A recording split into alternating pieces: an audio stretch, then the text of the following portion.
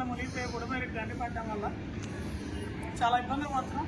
Government మాత్రం టైంకి వచ్చి పొద్దున్న బిస్కెట్లు, వాటర్ ప్యాకెట్స్, పులిహోర ప్యాకెట్లు, మధ్యాహ్నం food, night evening medicines, milk packets, night food అన్నీ కూడా ఇస్తున్నారు, ప్రొవైడ్ చేస్తున్నారు, వాటర్ బాటిల్స్.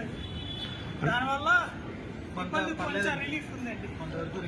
అంటే ఆల్రెడీ జగన్మోహన్ రెడ్డి ఏమంటున్నాడంటే ఎవరికి పాలు అందలేదు, ఫుడ్ అందలేదు, ఏవి అందలేదు అని చెప్తాను. ఇది ప్రకృతి, ఇది మనిషి చేసిన కాదండి.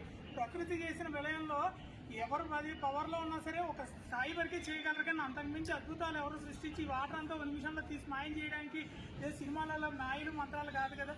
అయినా ఎంతో కష్టపడి పూర్తి చేయాలండి. 5 ఏళ్ళు ఆయన నుండి ఏమీ చేయలేదు. కట్టలు ఒక్కదానికి భద్రత కనీసం, దాని మెయింటెనెన్స్ కనీసం చూడలేదు. కట్టలు నీకై తెగిపోయి. అంటే మెయిన్ వాటర్ ఇక్కడికి ఈ విధంగా రావడం గల ముఖ్య కారణం ఏంటి చెప్పండి? జగన్మోహన్ రెడ్డి అండి. 5 ఏళ్ల పాటు ఈ కట్టలవన్నీ ఇక్కడ కానీ మన యామలగుదర కట్టలు కానీ కట్టలన్నీ మెయింటైన్ చేయాలండి. వాటిని మెయింటెనెన్స్ ఉంటుంది.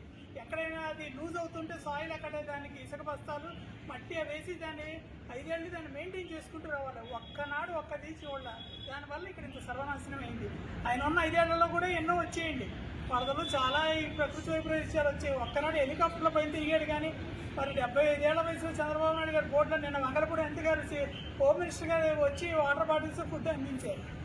కామెంట్ చేయడం అనేది ఈజీ పని, ఖర్చు లేని పని. ఇది విమర్శించడం అన్నది